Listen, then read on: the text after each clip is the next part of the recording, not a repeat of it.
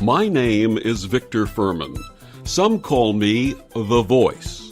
I've always been fascinated with human nature, spirituality, science, and the crossroads at which they meet.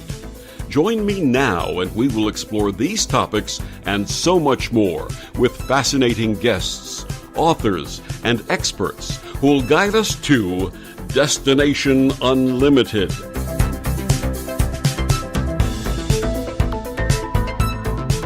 As a boy growing up in the 50s and 60s, my family stressed the importance of gratitude.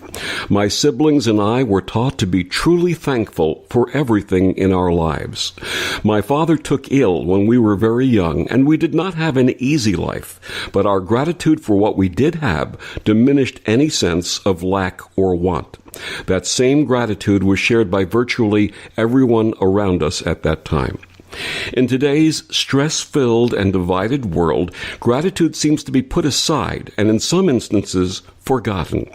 How important is it for each of us to look at our lives and feel and express genuine gratitude, both personally and as citizens of our country and our world? My guest this week on Destination Unlimited, cultural observer and theologian Diana Butler Bass, says that gratitude is central to both our personal and political lives, and that it may be the single most important spiritual practice we can engage in times of turmoil and conflict. Diana is the author of 10 books on American religion, politics, and culture, and comments widely in the media about faith and public life. She holds a doctorate in religious studies from Duke University, has taught at the college and graduate level, is currently an independent scholar, and teaches and preaches internationally on matters of religion and spirituality. She lives in Virginia with her family. Her website is dianabutlerbass.com, and she joins me this evening to discuss her new book, Grateful, the Transformative Power of Giving Thanks. Please join me in welcoming Diana Butler Bass. Good evening, Diana. Good evening, Victor. It's really good to be with you, and I am always happy to talk about being grateful. And I am grateful that you're joining us tonight, so thank you very much. A circle of thanks. There we go. So let's begin with your path and your personal story. Please share with us how you developed your interest in theology. Oh, my goodness. That's a question that I haven't been asked in a long time. It was, for me, to study theology was a natural thing. When I was a little girl, I was just full of questions about who God was and where God was and questions about meaning. But the most important set of questions that I think were the questions that eventually resulted in pursuing theology in school and in an academic way was when I was about, I think I was 11 maybe. I had this series of night terrors where I kept waking up and I was actually terrified of death. And I would scream. My mother would come into the room and she'd say, why are you upset? Why are you crying? And I said, I'm afraid of dying. And there was this conversation I can still remember now. I'm in my late 50s, of my mom sitting on the edge of my bed. And I said, I just can't imagine what it's going to be like to live in eternal nothingness. And my mother was a very wonderful woman and a Methodist, and her faith meant a lot to her. But she looked at me and she said, well, don't think about eternal nothingness, because when it happens, you won't know anything. And so basically my mother was just telling me, don't worry, you're just going to go into the void and you're not going to have any consciousness. and so just chalk it up to being human, and that was her answer when I was 11 years old. And so I did not grow up in a home where it was like, oh, you're going to go to heaven and there's going to be your dog in a mansion and Jesus and all that kind of stuff. My mother was a much more sort of intellectually realistic person, and she didn't want to lead me on with something she worried that herself might be a fairy story. So she tells me about the extinguishment of consciousness. Do you at 11 years old, why do you think that you had these terrors about passing and going into nothingness? Where do you think that came from? I'm not entirely sure. I've always been kind of theologically and philosophically very precocious. As I said a moment ago, I was always interested in questions about meaning, even when I was teeny. And so there was some natural gene I must have had. Although, later on, I can talk about it as being a kind of a natural gene. I actually do now think that there is something in our family histories that I call spiritual DNA. And I've done a lot of family history work in recent years. One of the things that I discovered is that many of my ancestors have been people who joined new religious movements very early in the life of those new religious movements.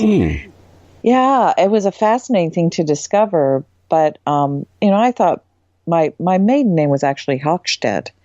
And if you have a German name like that, you just sort of assume that your family history was either Lutheran or Roman Catholic.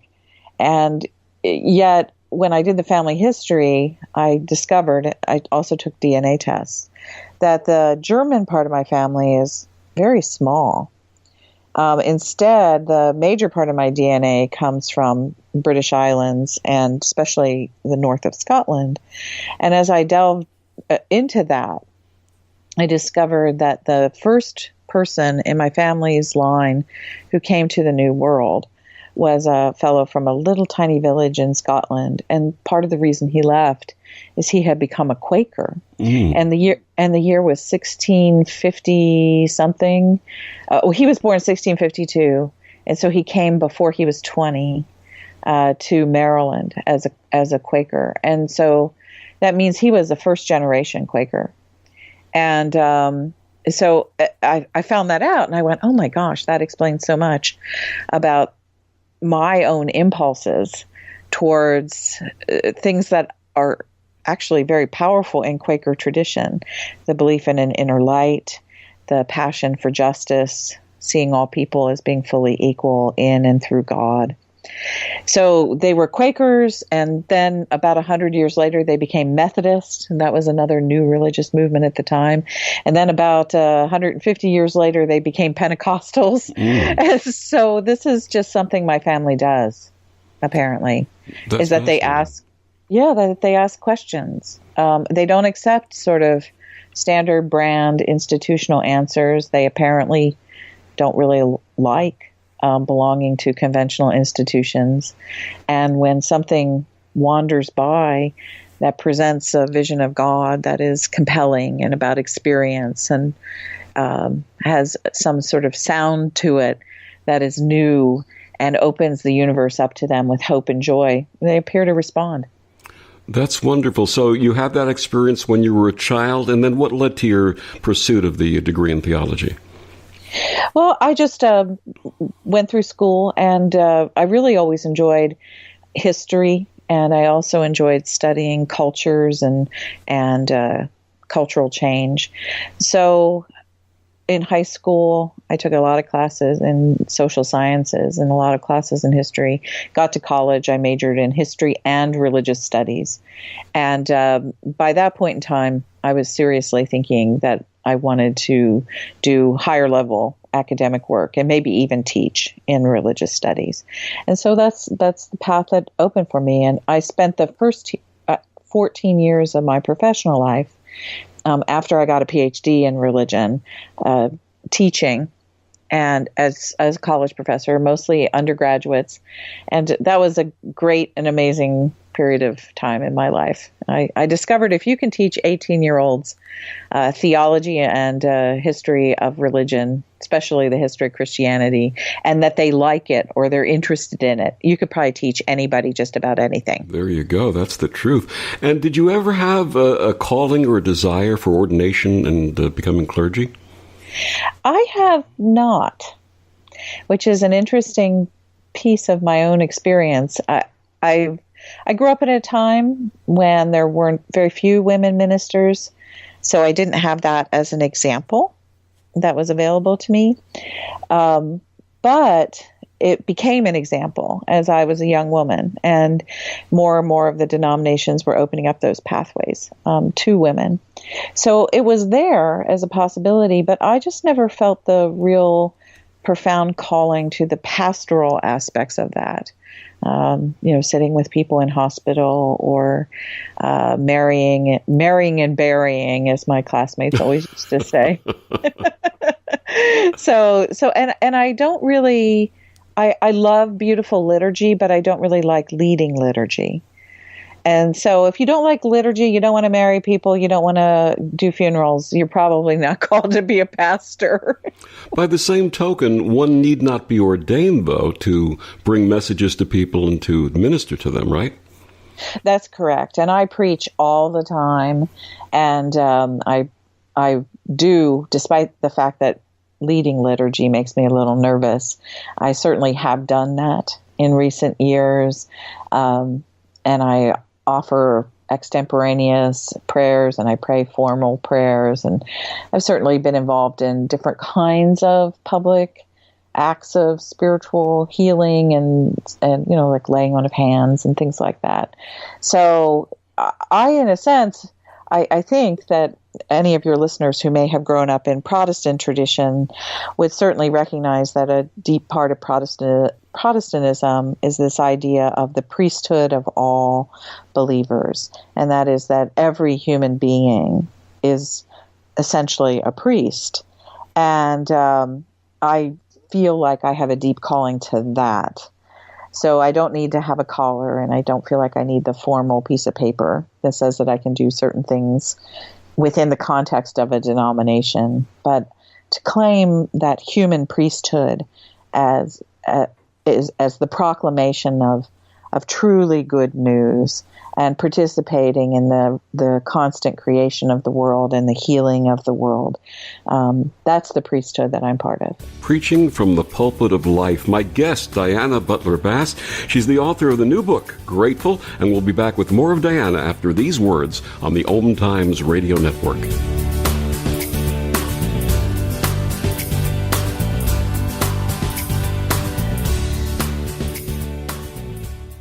OMTimes Magazine is one of the leading online content providers of positivity, wellness, and personal empowerment. A philanthropic organization, their net proceeds are funneled to support worldwide charity initiatives via Humanity Healing International. Through their commitment to creating community and providing conscious content, they aspire to uplift humanity on a global scale. OMTimes, co-creating a more conscious lifestyle.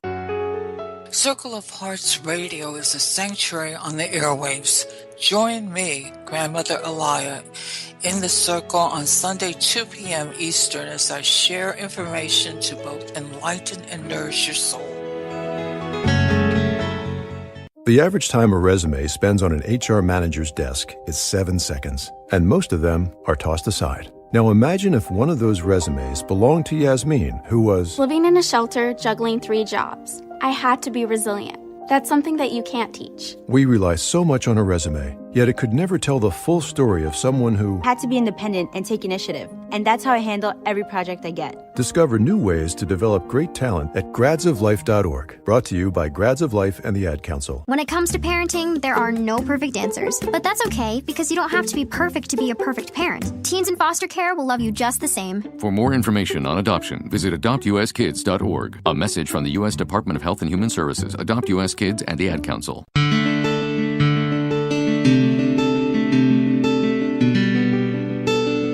Back on Destination Unlimited, my guest this evening, Diana Butler Bass. She's the author of the book, Grateful, The Transformative Power of Giving Thanks.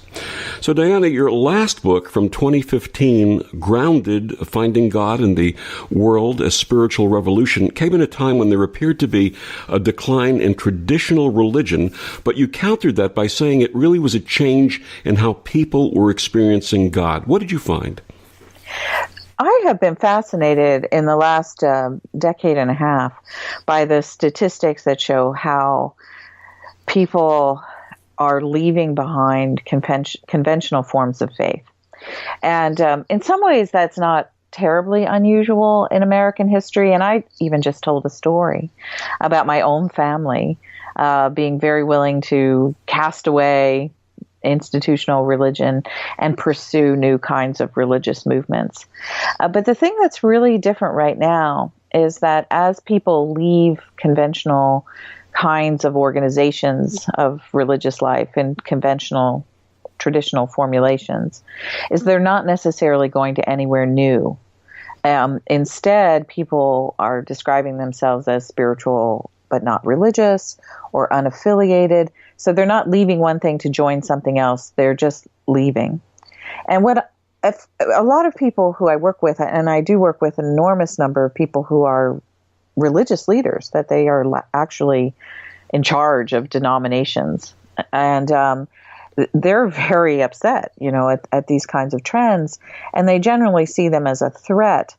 And one of the things that I've been encouraging them to understand is that it's probably less of a threat and more of a critique. And that when people are willing to say, hey, I don't want to be a member of your group anymore, it can feel awful to the people who are still in the group. But it's also an invitation for the people within the religious traditions to re-examine what they're saying, what they're teaching, how they act. Are they being hypocrites about anything? Are there structural issues about their communities that are driving people away? Does their liturgy speak in beautiful and poetic ways that people need to hear now? And so I was in Grounded opening a conversation, one that valued how people were finding God in the world with neighbor and with nature. So the book was divided into two parts, looking at how we discover God in the natural world and then how we discover God in the world of neighbors. So I was validating that search, and I was saying, yeah, if people find God in nature and neighbor, that's a good thing. And if they weren't finding God there, I would be really worried about where we were headed as a human race. And then there was this other part of it as well, where I was really hoping that people who care about these beautiful ancient religious traditions, which are the things that are embodied now within institutional religion, that they would hear this not as a threat to the future of religion, but that they would hear it as an invitation to a more open and lively and life-giving path that their traditions could take as we all walk into the future together. I think that some people I work with did hear it that way. So it was an interesting book. It was written to both people who had left religion behind and people who still cared about it. And it was implicitly a little thoughtful and perhaps edgy to those who are within conventional religion, but they engaged it. And it was very much also a sort of I considered it almost a hopeful song that I, as a parent, could sing with my own daughter, who has been a person who has found God in the natural world in very deep and beautiful ways. And so I could recognize how she was discovering God, and I could celebrate that with her. It's interesting. I had a conversation with a friend about his son is in his teens, approach to spirituality and faith. And he said something very fascinating to me. He said, of all the people in the world, he never expected his son to come to him and say, Dad, when I look at a leaf or I look at a bird or I look at something in nature, I see God because look at the perfection, the way these things come together. And no person, no human mind could ever conceive or create what we have in nature. And it was really touching the way he expressed it to his father. Do you find that a lot with the younger people coming up now? Well, I do. And there was this really amazingly beautiful moment when my daughter was in her mid-teens. She grew up in the Episcopal Church, and that's still where our whole family's church membership is. And she knows, priests and bishops and all kinds of sort of very important people within her own denomination. She knows the liturgy by heart.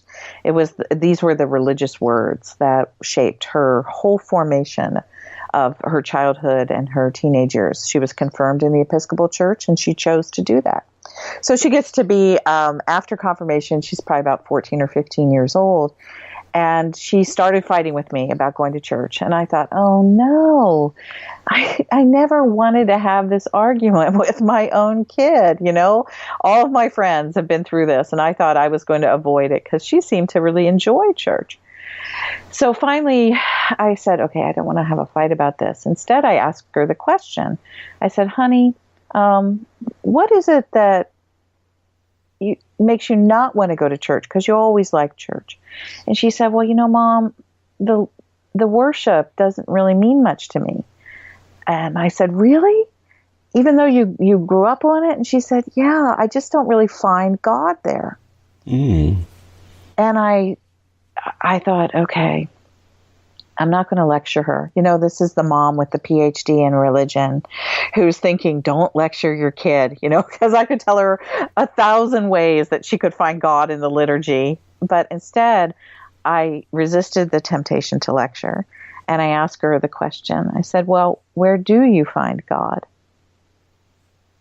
And she looked at me and she said, I find God when I'm hiking. And at that moment, I knew I had a choice. That as her mother, I could have wound up being the mother who says, well, that's fine. You can find God in the mountains all you like, but as long as you're living under my roof, you're going to go to the Eucharist on Sunday. Or I could learn to hike. And I could try to see what she saw in nature. And believe me, that was really hard for me because I have never really liked hiking. I was the little girl who was asking philosophical questions and liked being in libraries when I was growing up. But here was my daughter who was finding God in the mountains.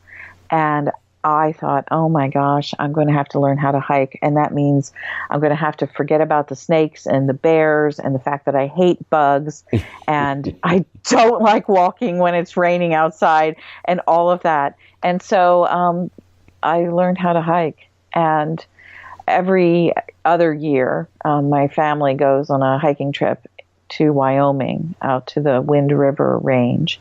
And we spend up to 2, maybe 3 weeks sometimes out in the mountains, and we reconnect. And so then we also go on shorter hikes around where we live, and occasionally when we're on vacation, we'll find a place to go on a long walk. If we're at the seashore, we'll find a place to hike if we're somewhere else.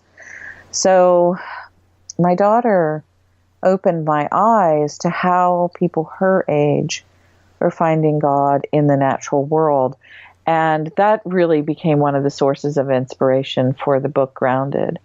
And it taught me so much that, yeah, sure, you can find God in a church if that's how you've been trained to find God. And also you can find God in church, because sometimes we wander into these amazing buildings and there's a sense of sacred space that's overwhelming, or there are prayers that have sort of hung around in the old wood and the, sort of the atmosphere of the church for generations, and you can walk into the building and you can feel that. And you can find God in a sacred building. But you can also find God in these other places, and the two things have to be in conversation with one another right now. And so my daughter and her friends have taught me a lot about the conversation that didn't come naturally to me. And that was the conversation about God in the world. It's really the visceral experience of God, isn't it? It really is.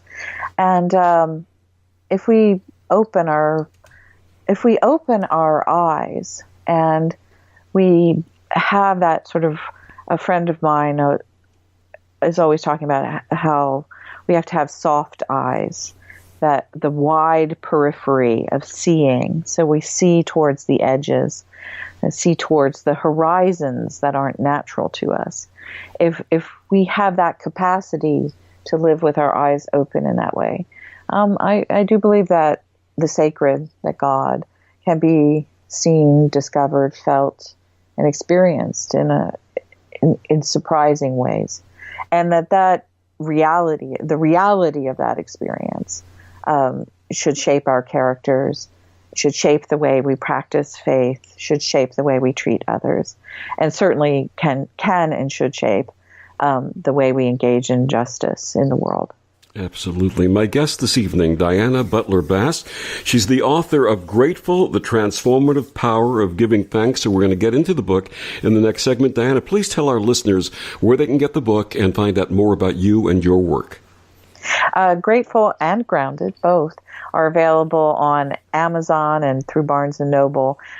Any major bookseller in the United States can certainly order it for you. And I always encourage people, check out your local independent bookstore and see if they can get you a copy, because if you help support local booksellers, your community is enriched. Absolutely. I couldn't agree with you more. The little brick and mortar business in your community, those are the ones that you need to really support and sustain. And if you walk in and say, I'd like to get a copy of Grateful or Grounded by Diana Butler Bass, and they say, we don't have it, they say, well, order it for me. I'll wait. You'll get it for me. Right? That's what we want to instill in our communities. Absolutely. And we'll be back with more of Diana Butler Bass after these words on the OMTimes Radio Network.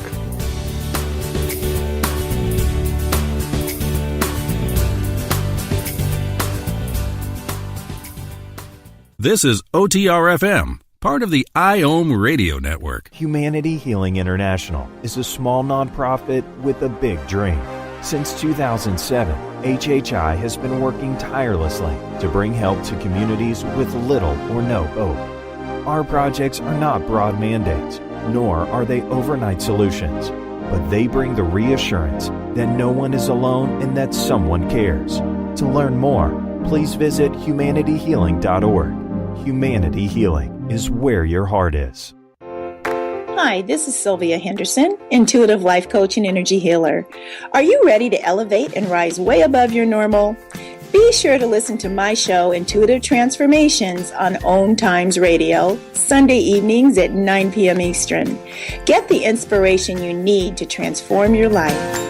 What does Meals on Wheels do? They deliver meals and smiles to homebound seniors. But Meals on Wheels does something else. They turn a volunteer's lunch break into a meaningful experience. As small and as simple as a relationship is between a volunteer and a client of Meals on Wheels, it's really so impactful. I never thought that 5 minutes could make so much difference in the lives of two people, but it has. Drop off a warm meal and get more than you expect. Volunteer at americaletsdolunch.org. That's americaletsdolunch.org. Brought to you by Meals on Wheels America and the Ad Council.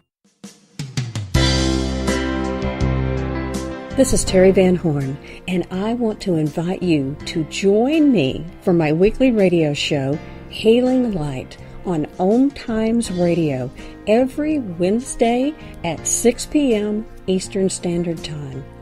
On Healing Light, we want to bring love, light, and blessings into your world. You can find out more about us at www.healinglightonline.com. Blessings. Hi, this is Bill Maher. I can find humor in almost anything, but one thing I never laugh about is cruelty to animals. If you don't get the joke either, write People for the Ethical Treatment of Animals, 501 Front Street, Norfolk, Virginia, 23510.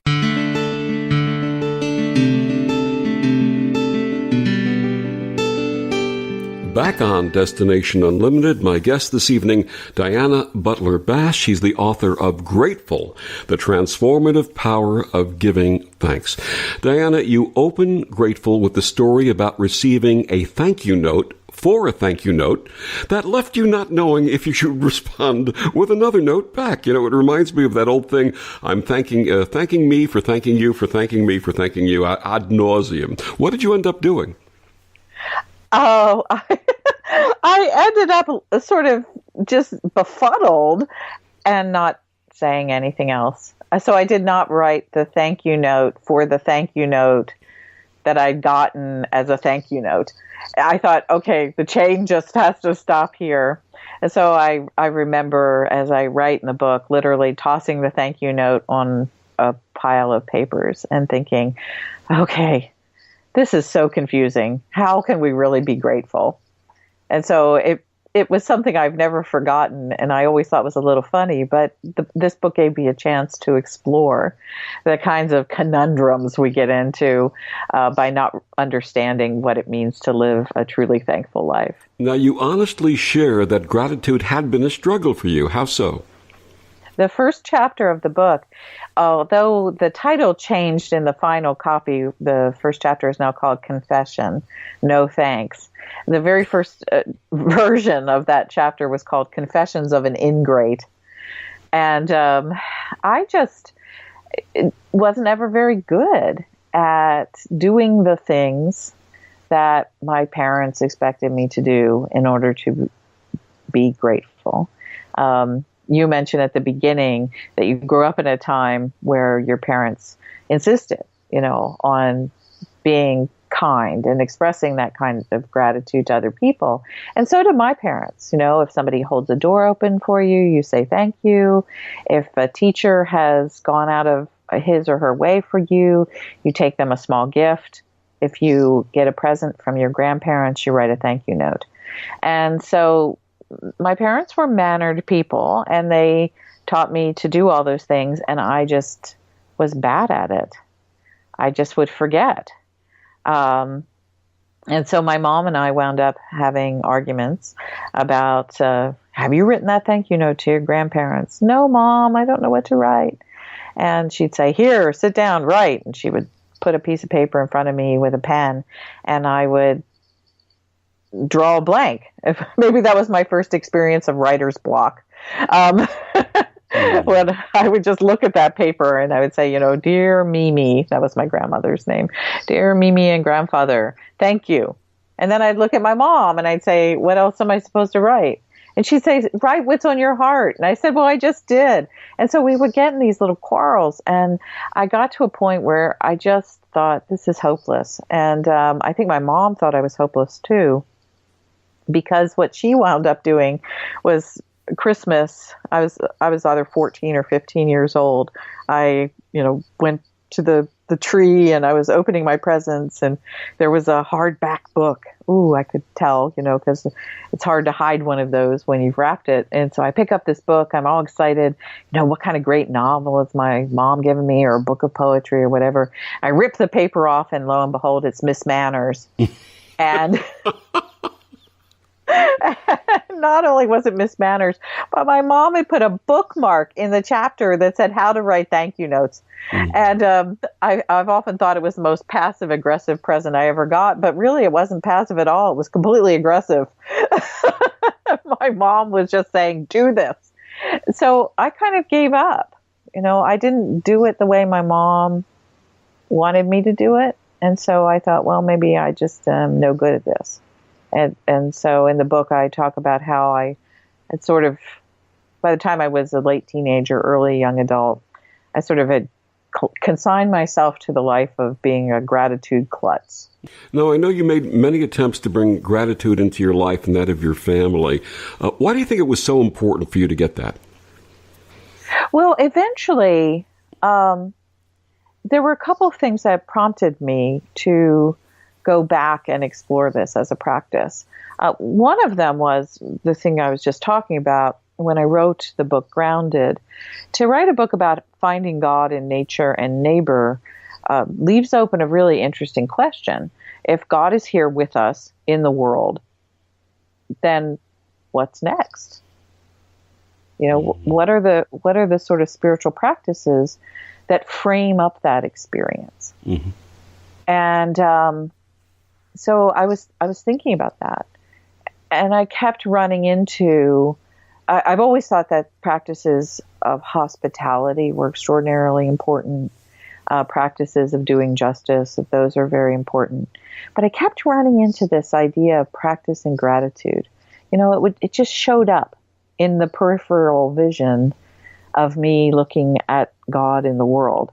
And so everything from, happening to run into some interesting scientific study about how gratitude is good for us, or watching Oprah and listening to a really interesting interview with someone who is a researcher in gratitude. So I kept running into it. And then I was, heading into my late 50s. I just turned 59 as a couple of weeks before the book came out. And I was thinking about the people that I know who are older than me, who I consider to be models and friends, and who live lives that are good examples of the kind of life that I would like to live for the next 20 or 25 or 30 years, however long I have left here in this part of the sojourn. And I realized that the people I most admired were people who had strong practices of gratitude. And I realized I didn't really have that. And two of those friends, one was this amazing New Testament scholar by the name of Marcus Borg, and another woman was a person who wrote about spirituality and mostly about prayer, a woman by the name of Phyllis Tickle. They were both amazing writers, very, very good personal friends of mine. They died within a year of one another. Marcus was in his early 70s and Phyllis in her early 80s. And they were two of the most amazing people that I have ever known in my life when it came to practicing gratitude. And their deaths really gave me pause.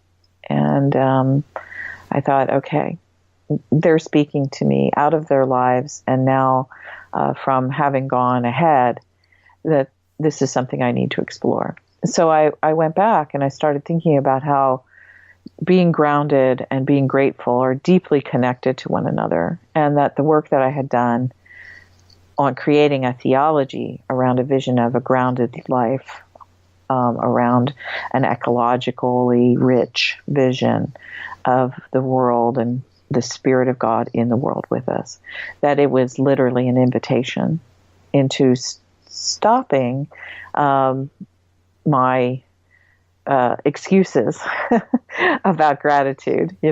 Instead of saying, oh, I've just never been very good at it, or I'm kind of a klutz, or, maybe I'm just a little bit of an ingrate. No, my own life called me to explore this topic. So, I'm sorry, go ahead. So I think that for me, people have asked me, what's different about this book than this is my 10th book.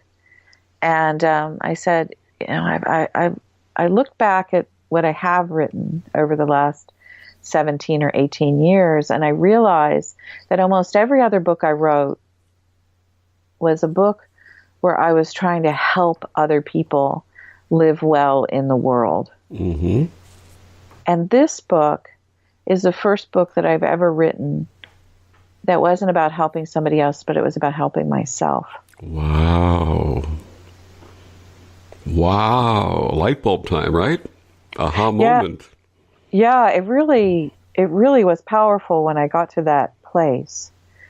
My husband watched me struggle as I wrote it. This was not an easy book. I'm not a gratitude expert. I don't have a PhD in social psychology or any of the things that are the fields that feed into an academic study of gratitude. Every other book I've written in my life, I have expertise in all of those things. Church history, spirituality, social trends, theology. I have degrees in all that stuff. I know that stuff backwards and forwards. I can stand in a room and I can lecture on those things for, an hour or two without a single note. And so all of my other books have been written out of a deep sense of my own authority. This book was written out of a deep sense of my own inadequacy and wanting to go on a journey to a place I hadn't been before and discover new things. And after I wrote it, my husband said, writing that book has saved you. How did you feel when he said that? I just looked at him and I said, you're right. In your exploration of gratitude and doing this work and writing this book, a lot of the things that you discussed, your expertise, a lot of those are intellectual pursuits. Gratitude, in my experience, We talked about being a visceral experience with religion is a visceral thing, to be thankful and grateful and feel it inside. Are you starting to feel it, or have you been feeling it now? Yes, and I learned that I had always felt it, which was really a joy when I got there, because that quarrel that I had with my mother, she had a very distinctive idea of what gratitude should be.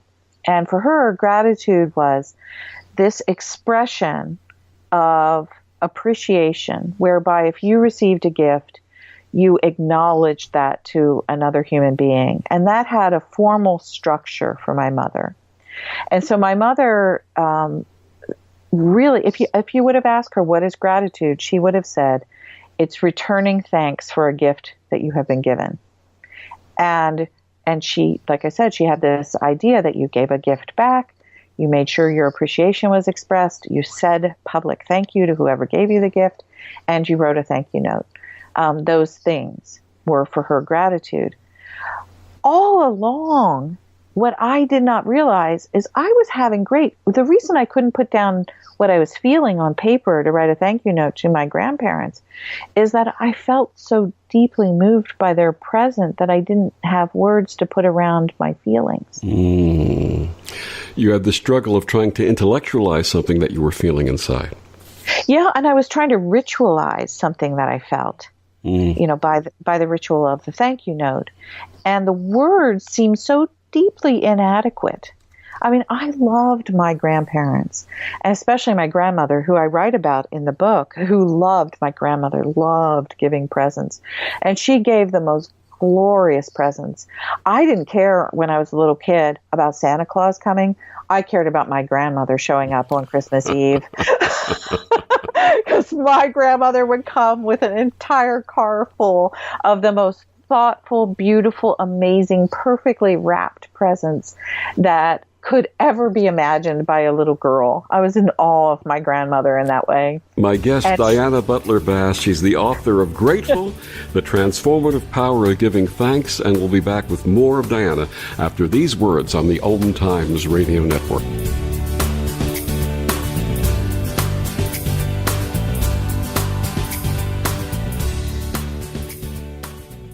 Ascending Hearts is no ordinary dating site, but a spiritual dating site with a purpose, to link you with your soulmate. We engineer the serendipity so you can trust that you will attune with someone that has the same matching vibration as you. Ascending Hearts, the conscious dating site for the spiritually aware. Try Ascending Hearts for free. AscendingHearts.com. Hello! Join us, Lisa Berry and Michelle Carter, every Monday at 1 p.m. Eastern Time for the Mindset Makeover, What's Possible.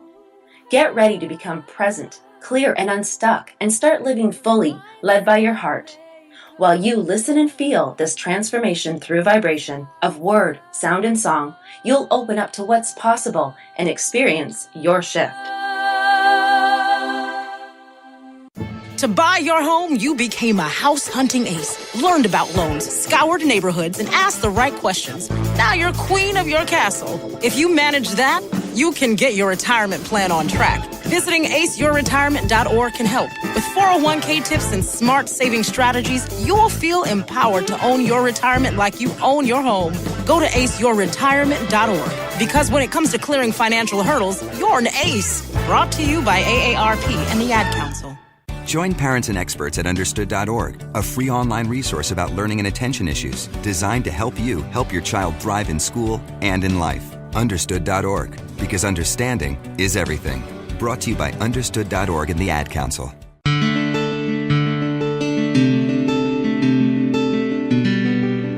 Back on Destination Unlimited, my guest this evening, Diana Butler Bass. She's the author of Grateful, The Transformative Power of Giving Thanks.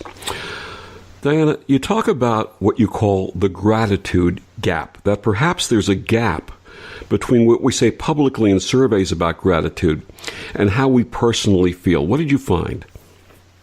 The part of what inspired the book, besides my own personal struggle and that deep call I was feeling to become a better person in my late 50s, also came from the fact of survey research. And I love following social trends. I pay attention to data. I was thinking about writing a book about character, just a sort of more general book on character. So I was watching different kinds of surveys that were being done about aspects of character: joy, kindness, doing good, charity, and gratitude was just one of the things I was beginning to pay attention to. In November of 2015, there were these two surveys that appeared back to back, and they became the framework for the book eventually. The first survey was by Pew Research Center. They ask a question: have you in the last week felt a strong sense of gratitude?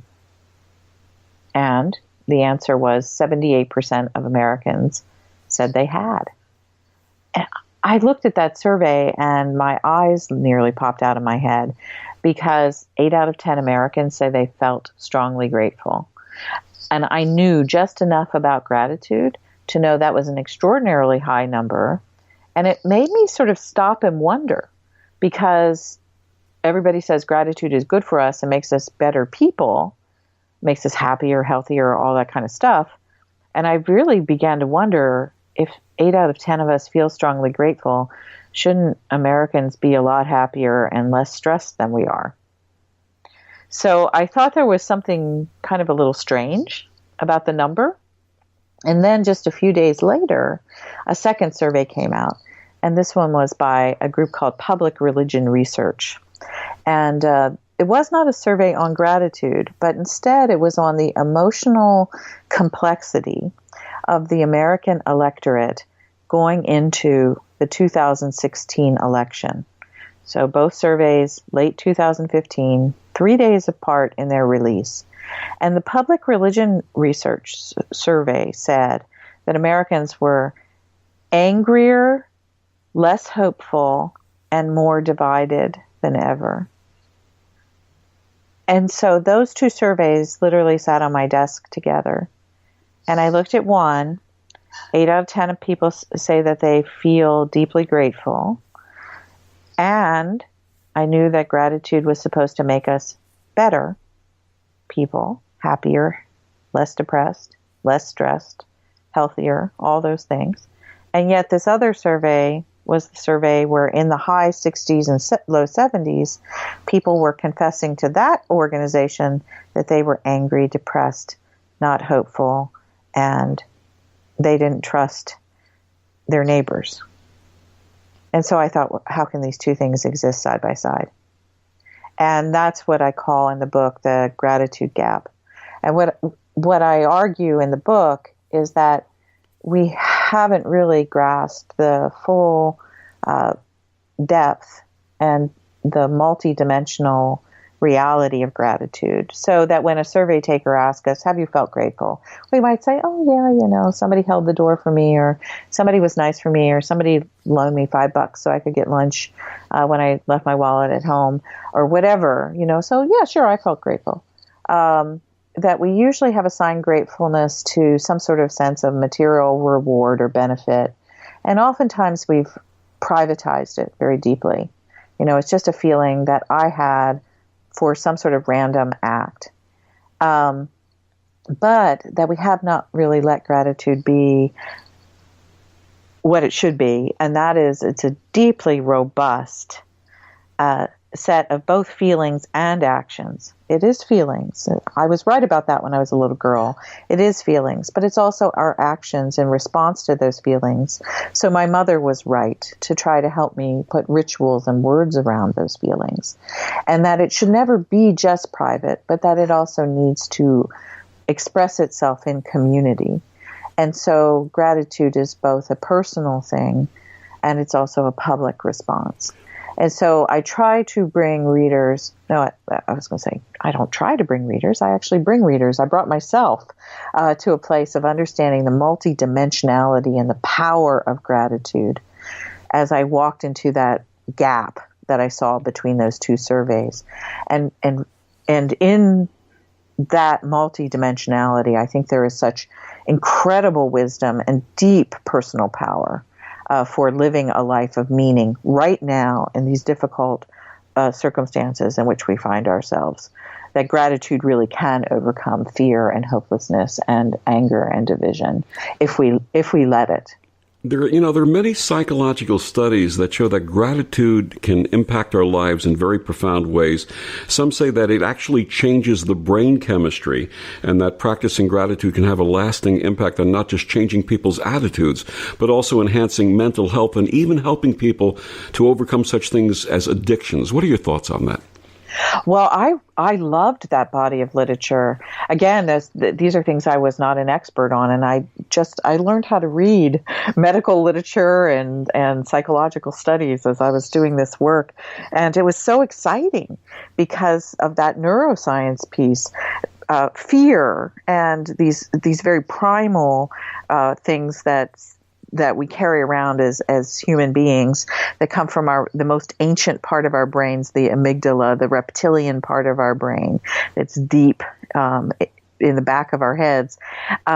Though fear resides back there, and gratitude actually stimulates the neocortex, which is the part of our brain that is most recently evolved, and is the part of our brain that human mammals have that some other mammals don't share. And so gratitude lives in the neocortex, fear lives in the reptilian part of our brain, and the scientific studies actually show that if your neocortex is activated by gratitude, it limits where the fear can go. And so without gratitude, the reptilian part of our brain, what's happening there, that brain chemistry can spread through our whole brain. All of a sudden we think, oh my gosh, the saber-toothed tiger is coming right at us. We have to run away, or whatever it is. So fear leads to flight or fight. And so we act like early, very primitive humans. But if gratitude is in play, it gives us the possibility of looking at the whole scene differently.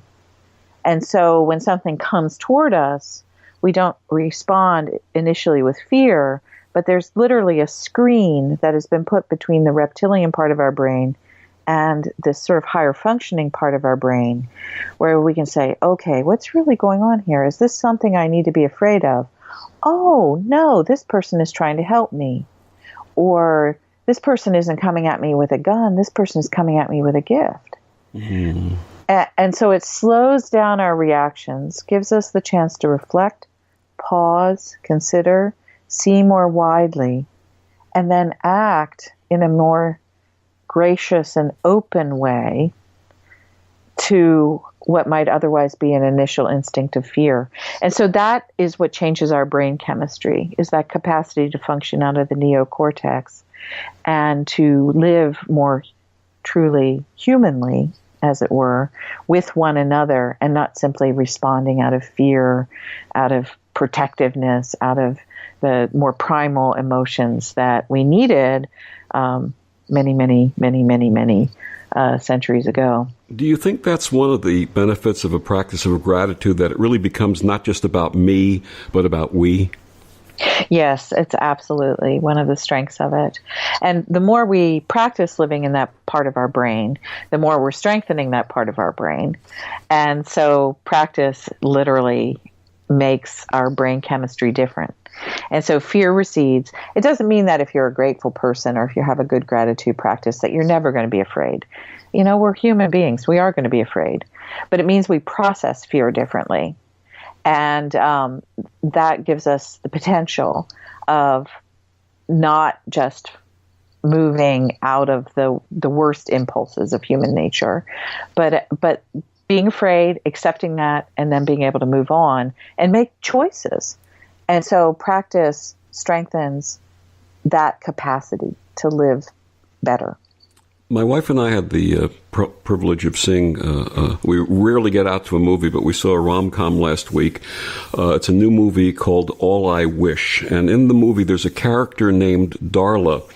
played by an actress by the name of Liza Lapira, and she does a soliloquy about wishing to fill what she describes as all the holes in her life.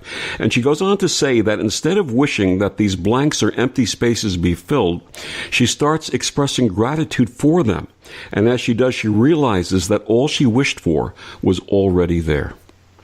Oh, that's beautiful. It echoes the line of one of my favorite poets. Wendell Berry, in one of the poems that I love most deeply, says, "Everything we need is here."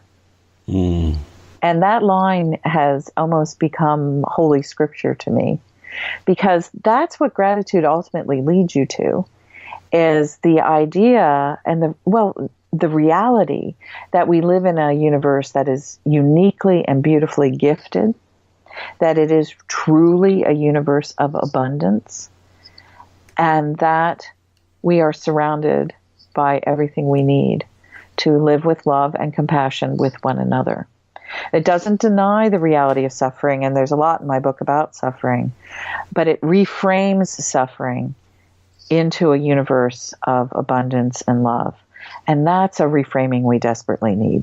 Absolutely. My guest, Diana Butler Bass, the author of Grateful, The Transformative Power of Giving Thanks. Diana, please, one more time, tell our listeners where they can get your book and find out more about your work. My book can be purchased through Amazon, Barnes & Noble, any bookseller, big or small, anywhere in North America. People can follow me on Twitter and Facebook. I love being on Twitter. Please join me there. And I have a website where people can get more information about my work at dianabutlerbass.com. And Diana, we are grateful for you joining us tonight and sharing this wonderful book and your wonderful message. Thank you so much. Victor, it has been a complete pleasure to meet you tonight, and thank you for letting me share some things that are so dear to my heart. And thank you for joining us on Destination Unlimited. I'm Victor the Voice Furman. Have a wonderful week.